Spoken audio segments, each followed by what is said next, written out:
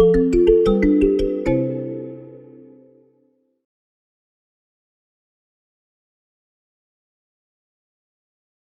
we can use our drop-down button to select a salesperson. When we select a salesperson, you can see the number changing in the cell link. And this is because the form control is telling us what number is being selected when I pick a sales manager.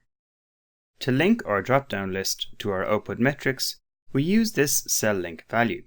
So in our dashboard input sheet, I've created a new column called lookup number, which numbers each sales manager from 1 to 15.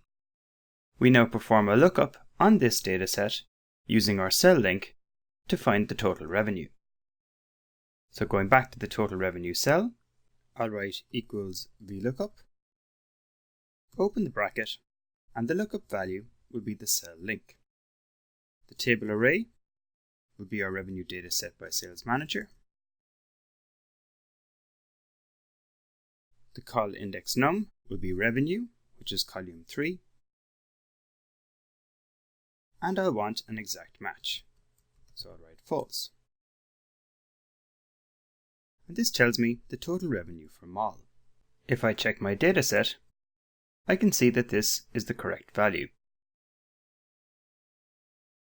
If I change the salesperson in my drop-down button, the revenue number changes accordingly.